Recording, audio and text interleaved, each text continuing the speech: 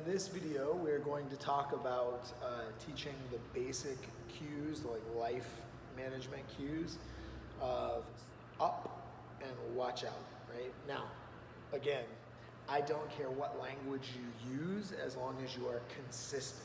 So if you're gonna find it easier to teach in a foreign language and have the pain in the ass of learning a new language and remembering what words to use, or the pain in the ass of using your own native language but being diligent in its use. Because when you use these cues, you must always follow it with the picture, right? So the idea is, I'm gonna make this sound and I'm gonna make that sound always be followed by this picture until the dog begins to correctly interpret which picture is gonna come next. So when I say the word, they go, yeah, I know what picture, and they go. This is not heavy compulsion. I am gonna kind of just guide them through some things. So we're gonna use a little bit of molding, like it's gonna be, just kind of insist that this is what's gonna happen. Like, so when the dog's in front of me and I'm gonna walk in that direction, rather than stepping over or walking around, I'm gonna say, watch out, and then I'm gonna shuffle right through them. If the dog is in my seat and I'm gonna sit down, I'll say,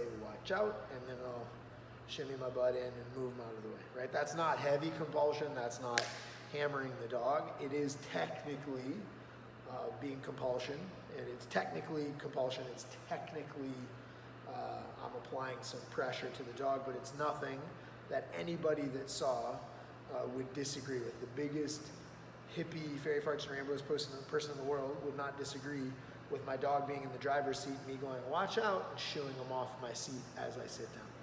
Does that make sense? So, but I'm always gonna say the word and follow that word with this picture, so they begin to correctly predict which picture comes next and they can get into compliance.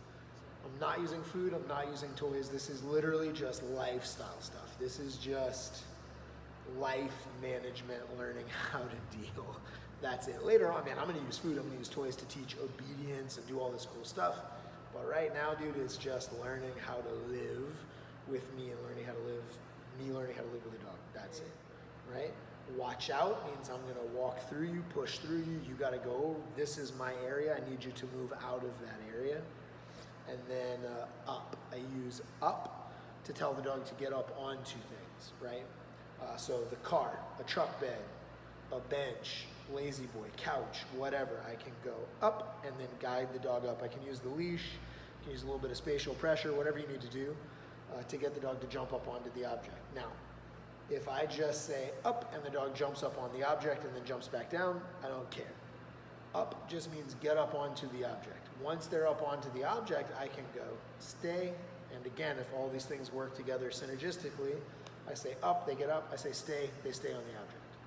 Does that make sense? So it's like up means get up onto this object I am guiding you towards, whether it's an elevated bed, a bench, a lazy boy, a couch, a bed, a truck, a car, whatever, table, whatever.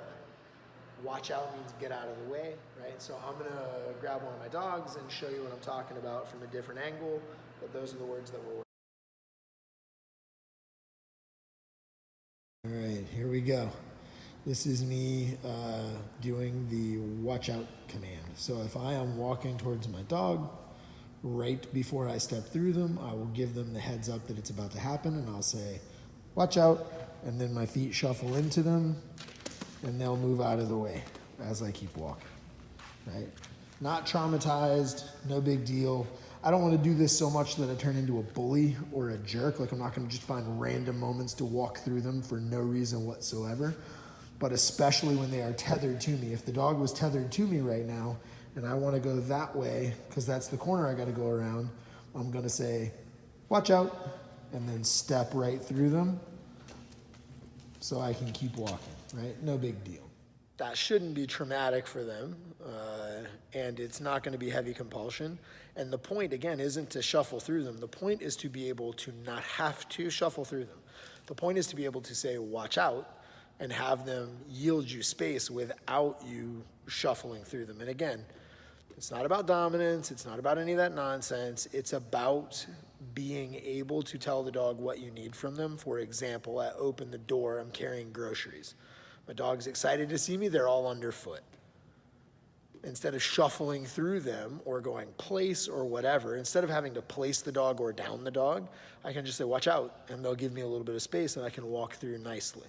It lets them be more at liberty, because if I have to say down or I have to say place or crate or whatever in order to do that same situation, I'm reducing their liberty by a greater degree by making them more positionally fixed, rather than just being able to tell them what I actually need, which is, hey, watch out, get out from underfoot for a second, and I'm gonna love on you in a minute.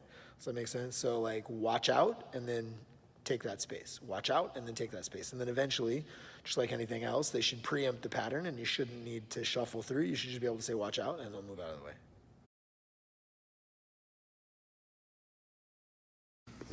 So drag line is on the dog. Drag line is on the dog in this stage of management. So I always have the ability to do this. But what I'm going to do is I'm going to walk up to an object and I'm going to say, Mabel, up. Good girl. That's my good girl. You so pretty. So then we're going to walk over here. Here's another object. Mabel, up. Good girl. That's a good girl.